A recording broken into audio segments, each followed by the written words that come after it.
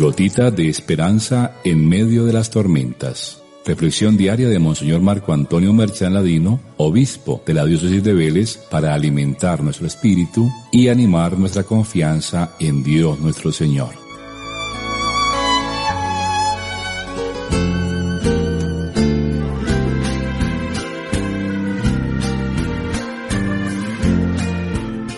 Muy queridos hijos e hijas, reciban todos mi saludo en este martes en el cual celebramos la fiesta de los santos Timoteo y Tito, discípulos de San Pablo, de quien celebramos ayer también su fiesta de la conversión. San Pablo, sabemos por la historia, nombró como obispos a Timoteo y a Tito, quienes eran sus discípulos y colaboradores. Timoteo fue compañero de correrías de San Pablo y es la imagen del discípulo ejemplar, obediente, discreto, eficaz, valiente. Había nacido en Listra, en donde Pablo lo encontró durante el primer viaje y fue de los primeros convertidos al Evangelio. Había sido educado en la religión hebrea por la abuela Loida y por la madre Eunice. Desde su encuentro con Pablo siguió su itinerario apostólico y lo acompañará también a Filipos y a Tesalónica. Más tarde los encontraremos juntos de nuevo en Atenas, en Corinto, en Éfeso y finalmente en la ciudad de Roma, durante el primer cautiverio de San Pablo. Timoteo fue un infatigable viajero enviado por el apóstol de las gentes y mantuvo los contactos entre Pablo y las recién creadas comunidades cristianas fundadas por el mismo Pablo. A menudo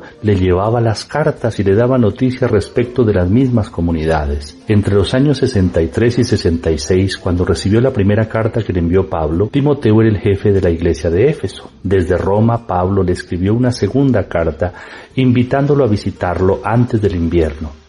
Es interesante y hasta conmovedora la petición del anciano apóstol Pablo a su hijo Timoteo, como lo llama, para que le llevara un abrigo que había dejado en Tróade, pues le servía para el frío en la cárcel de Roma. Aparentemente es una tontería, pero deja ver esa espíritu y esa humildad grande de San Pablo. Timoteo estuvo presente en el martirio de Pablo, después regresó definitivamente a la sede de Éfeso, en donde, según una antigua tradición, murió mártir en el año 97. Y el segundo fiel colaborador de San Pablo fue San Tito, también de origen pagano, convertido y bautizado por el mismo apóstol, que siempre lo llamaba hijo mío. Se encuentra o lo encontramos en compañía de San Pablo en Jerusalén en el año 49. Hizo con él el tercer viaje misionero y fue quien llevó la carta de las lágrimas, la famosa carta de las lágrimas de Pablo a los fieles de Corinto, entre los cuales restableció la armonía y organizó la colecta para los pobres de Jerusalén. Después del cautiverio de Roma, Pablo, de paso por Creta, dejó ahí a Tito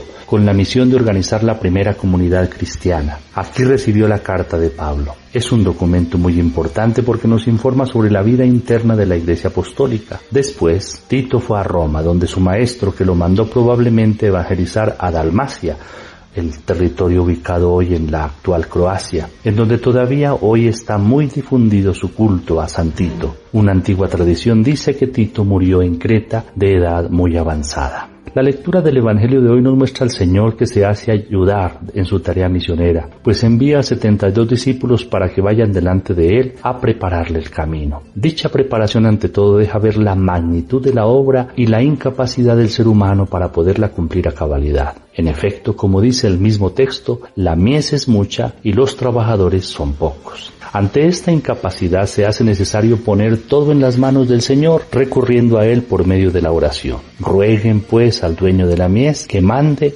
obreros a su mies. Que, como sabemos, la oración es el medio a través del cual entramos en comunión con Dios y recibimos de Él su Santo Espíritu, única fuerza que nos permite hacer sus obras. Irónicamente, Dios reafirma cómo nuestras capacidades puramente humanas no solo son insuficientes, sino que a la larga no nos garantiza nada. Es muy interesante el ejemplo: los mando como corderos en medio de lobos. Y el ejemplo es bastante diciente. Recordemos lo que decíamos el año pasado cuando meditábamos este mismo texto. La misión se realiza en la pobreza y en la carencia de todo, lo cual nos hace indefensos. Pero esta indefensión nos identifica con Jesús, que es el Cordero de Dios, dispuesto a la entrega. El cordero y la oveja, además, recordemos, son animalitos muy mansos. Cuando están vivos, sirven de alimento con su leche y de vestido con su lana. Pero cuando mueren, son todavía más útiles. Entregan su piel como vestido y su carne como alimento. Pero además notemos que la diferencia entre el cordero y el lobo es extrema, son antagónicos, por lo que es la misma diferencia que existe entre Jesús y el mundo, entre el amor y el odio, entre la riqueza, el poder y el orgullo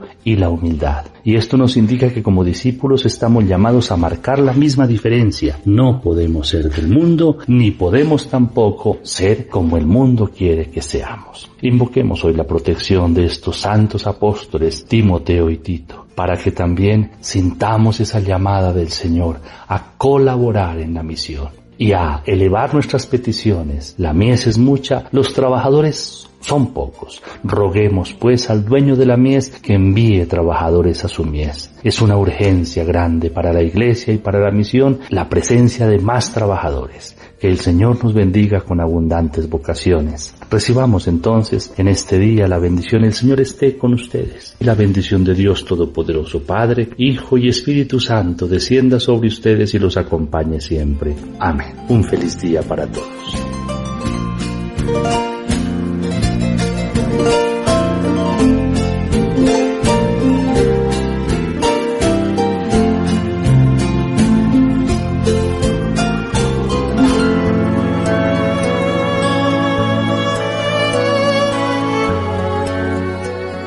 Gotita de esperanza en medio de las tormentas. Reflexión diaria de Monseñor Marco Antonio Merchán Ladino, obispo de la diócesis de Vélez, para alimentar nuestro espíritu y animar nuestra confianza en Dios nuestro Señor.